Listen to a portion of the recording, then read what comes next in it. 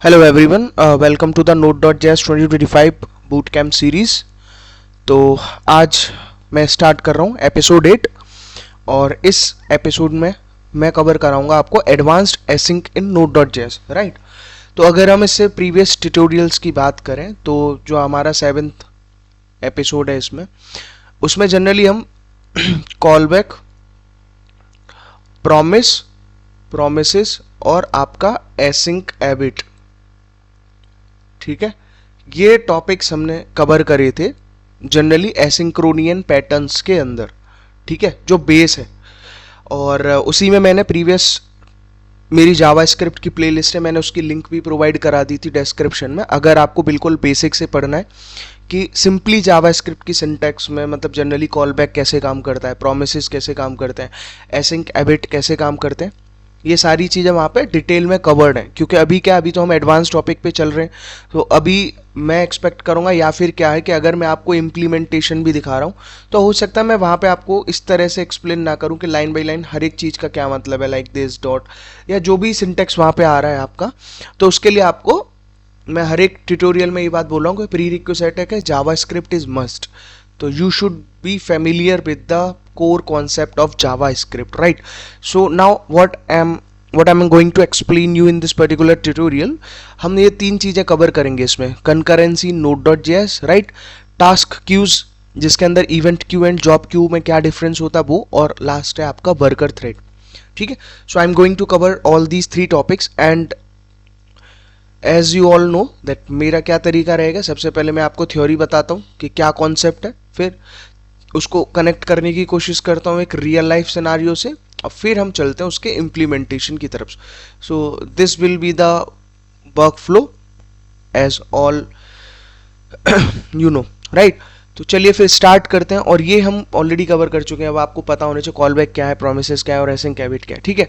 चलिए तो without wasting any time अगर फर्स्ट टॉपिक की अगर हम बात करें तो फर्स्ट टॉपिक है आपका अंडरस्टैंडिंग कंकरेंसी एंड Node.js, ठीक है। तो बहुत जगह हम बार बार Node.js के अंदर पढ़ते आ रहे हैं कि Node.js simply non blocking type के ऑपरेशंस परफॉर्म करती है, और नॉन ब्लॉकिंग की कहानी भी हम कई बार देख चुके हैं कि भैया नॉन ब्लॉकिंग का मतलब क्या होता है, ठीक है। यानी कि जिसके अंदर हम कई बार पढ़ चुके हैं कि जो आपका एक सिंगल थ्रेड होता है और उस सिंगल थ्रेड के अंदर आपके मल्टीपल प्रोसेस या एक तरह से मल्टीपल टास्क आपके एग्जीक्यूट होते हैं, ठीक है। अब तो वही है यहाँ पे कंकरेंसी को समझना, और ये सारी चीज़ें किसके हेल्प से हो रही होती हैं, एक इवेंट लूप जैसे जो आपकी एक स्टैक होती है ना आपके पास, जिसमें आप डिफाइन करते हो like first come first serve, इस तरह से, ठीक। तो अगर यहाँ पे अगर हम बात करें तो आप देख सकते हो कि Node.js runs on a single main thread, ठीक है। Node.js एक सिंगल मेन थ्रेड पे रन करती है, but it handles 1000 of concurrent operations efficiently, ठीक है, राइट। तो उस सिंगल मेन थ्रेड के अंदर ये बहुत सारे थाउजेंड्स ऑफ कंकरेंट ऑपरेशंस को एफिशिएंटली हैंडल कर लेती है।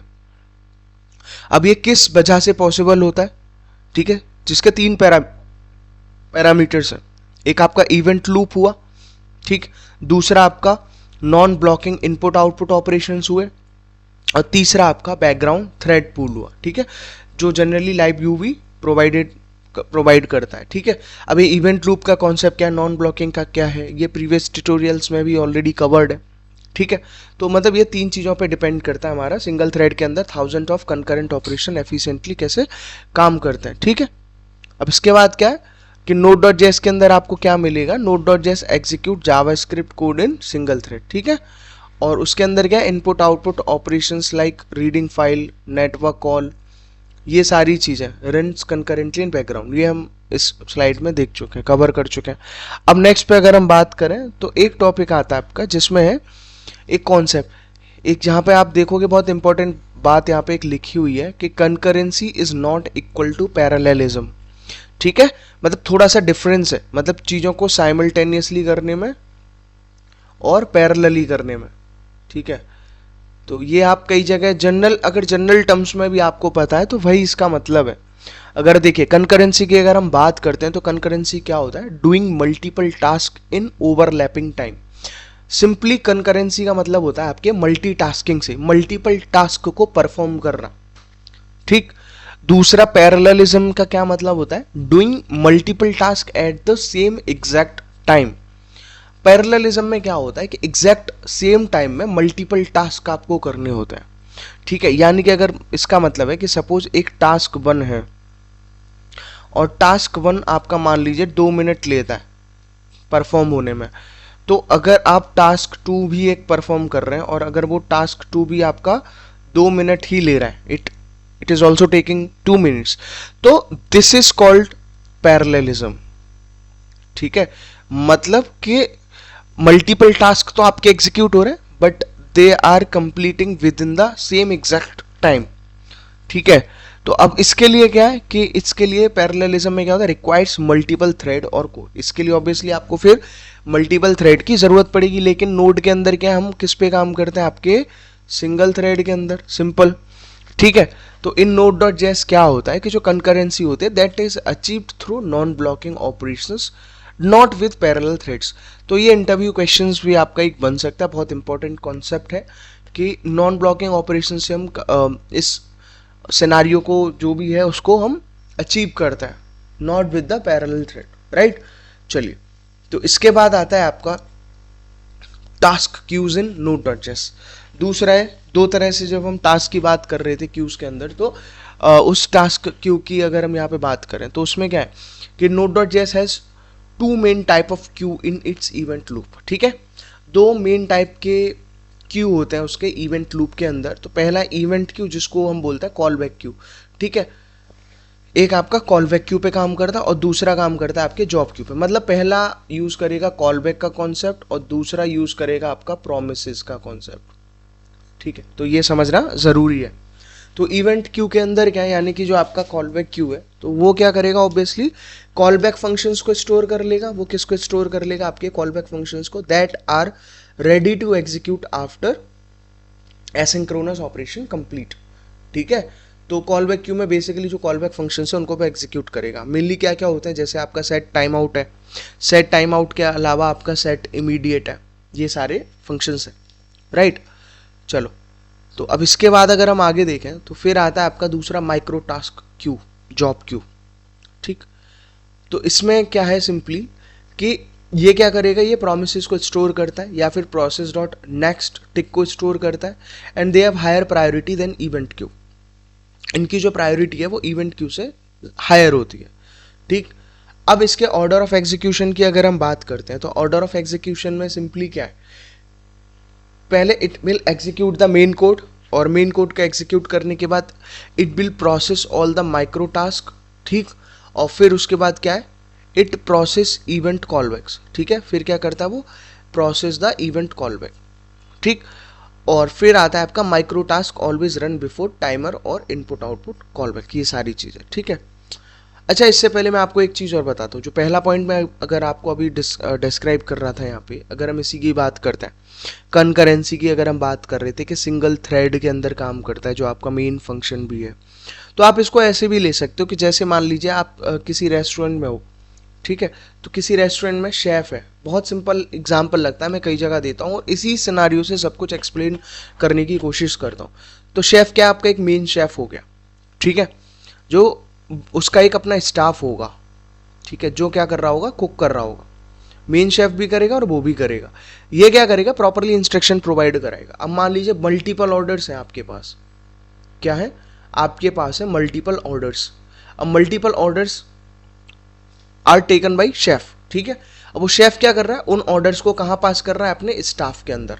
स्टाफ उस चीज़ को कुक कर रहे हैं। तो ऐसा नहीं है, आप इस शेफ को ट्रीट कर सकते हो एक सिंगल थ्रेड के अकॉर्डिंग, ठीक है। आप उस शेफ को कैसे ट्रीट कर सकते हो, एक सिंगल थ्रेड के अकॉर्डिंग, राइट। तो अब सिंगल थ्रेड के अकॉर्डिंग आप उसे ट्रीट कर सकते हो। तो वो क्या करेगा, ऐसा तो है नहीं वो ऑर्डर लेना बंद कर देगा, वो ऑर्डर लेता जाएगा और अपने स्टाफ को देता जाएगा और वो कुक करके उस इवेंट लूप को खाली भी करते जाएंगे। आप ये सिनारियो समझ रहे हो, डिश बनी, फिर वो खाली हुई, फिर वो ऑर्डर लेता गया। तो आप इसी तरह देख सकते हो कि सिंगल थ्रेड के अंदर आपके 1000 ऑफ कंकरेंट ऑपरेशंस एफिशिएंटली चलते रहते हैं, ठीक। और अगर हम बात कर रहे हैं यहाँ पे इवेंट क्यू और स्किप, तो यहाँ पे क्या है, जैसे आप देख सकते हो कि यहाँ पे दिख रहा है ना, माइक्रो टास्क का क्या है कि इनकी प्रायोरिटी बहुत हाई होती है। माइक्रो टास्क की जो प्रायोरिटी है वो काफ़ी हाई होती है comparatively normal call back Q के। तो आप एक सिनारियो लो कि मान लो आप एक हॉस्पिटल की बात कर रहे हो, ठीक है। तो हॉस्पिटल में लोग क्यों जाते हैं? ट्रीटमेंट के लिए। तो ट्रीटमेंट में क्या है, दो केस हो सकते हैं। एक हो सकता है आपका इमरजेंसी केस, जिसको तुरंत टेक केयर करने की और ध्यान देने की ज़रूरत होती है, और दूसरा होता है आपका रेगुलर केस। जनरल कोई बीमारी है, चोट मोच है, वो उसके लिए आप एक रेगुलर केस कंसीडर कर सकते हो। और इमरजेंसी में होता है कि कोई एक्सीडेंट हो गया, या फिर किसी को एकदम लाइफ थ्रेटनिंग सिचुएशन है, या फिर बहुत अनकंफर्टिंग सिचुएशन है, तो वो सब केसेस होते हैं। तो ऐसे ही क्या है कि इस इमरजेंसी केस को आप माइक्रो टास्क मान सकते हो। इसी को क्या मान सकते हो आप? Micro task. यानी कि इसकी प्रायोरिटी ज़्यादा होगी, और जो रेगुलर टास्क हैं उनको आप कॉल बैक के अंदर ले सकते हो, ठीक है। तो आई होप ये आपको समझ में आया होगा एक रियल लाइफ एग्जांपल की हेल्प से। नेक्स्ट पे अगर हम चलते हैं तो नेक्स्ट आता है आपका वर्कर थ्रेड के बारे में, ठीक है। तो वर्कर थ्रेड क्या होता है बेसिकली, जिसको बोलते हैं हम ट्रू पैरेललिज्म इन नोड.जेएस। तो ट्रू पैरेललिज्म इन नोड.जेएस क्या है, कैसे अचीव होता है, ये सारी चीज़ें। तो इसका जो सिंपली मतलब है, जैसे V8 इंजन पे हमारा नोड काम कर लेता है, ठीक है, जो आपके क्रोम का इंजन है, ऐसे ही क्या है कि जो वर्कर थ्रेड का जो कॉन्सेप्ट है, it is introduced in Node JS v10.5, ठीक है। इसमें जो नोड का वर्जन है 10.5, उसमें इसको 10.5 प्लस में इसको इंट्रोड्यूस किया गया है।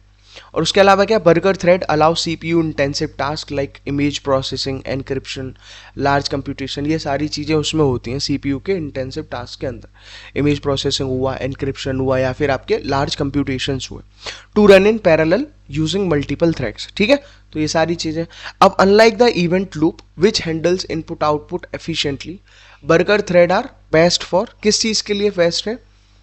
हैवी CPU कंप्यूटेशन, फिर आता है आपका डेटा प्रोसेसिंग, और JSON parsing of large files. इन तीन चीज़ों के लिए इसको सही से एक्सप्लेन किया जाता है। और इसके बेनिफिट्स क्या है? No blocking of main thread, इसमें मेन थ्रेड को ब्लॉक करने की जरूरत नहीं पड़ती है, और improve performances of CPU heavy task. ये दो चीज़ें इसमें बेनिफिट देती हैं। तो आई होप ये थ्योरेटिकल जो कॉन्सेप्ट है आपका एडवांस्ड एसिंक का, वो आपको समझ में आया होगा, ठीक। चलिए, अब अगर आप इसकी समराइज करके अगर आप देखेंगे कि अगर हम समरी की बात करते हैं, क्या समरी है, तो समरी में आप तीनों चीज़ें ले सकते हो। कॉन्सेप्ट पे के बेस पे, एक डिस्क्रिप्शन के बेस पे, और एक आपका यूज केस के बेस पे। तो कॉन्सेप्ट में सिंपली क्या होता है कि कॉन्सेप्ट में आता है आपका, सबसे पहले अगर हम कंकरेंसी की बात कर रहे हैं, तो कंकरेंसी क्या होती है? Overlapping execution using non blocking input output, ठीक है। इनपुट आउटपुट ब्लॉक नहीं करना, और एग्जीक्यूशन आपका उसमें ओवरलैप करता है। यूज केस में क्या है? मल्टीपल एसिंक्रोनस टास्क आपके रहते हैं।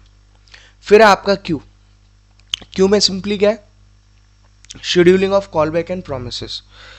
क्यू में कॉल बैक को शेड्यूल करते हैं और प्रोमिसेस को। उसके बाद क्या है? यूज केस उसके ये एसिंक ऑर्डर को कंट्रोल करता है। ये चीज हुई। अब आता है फिर वर्कर थ्रेड। वर्कर थ्रेड में क्या है? डिस्क्रिप्शन अगर इसके देखें तो ट्रू पैरेललिज्म होता है मल्टीपल कोर को लेके, और यूज केस क्या है? हैवी कंप्यूटेशन के लिए इसको यूज करते हो। तो आई होप आपको जो थ्योरेटिकल और जो बेस है, बेसिक कॉन्सेप्ट है आपके एडवांस्ड एसिंक का, वो समझ में आया होगा। वीडियो अच्छी लगी तो इसको लाइक करिए, चैनल को शेयर करिए, सब्सक्राइब करिए। मिलते हैं, मैं आपसे मिलता हूँ आपके नेक्स्ट पार्ट में इसके इम्प्लीमेंटेशन के साथ।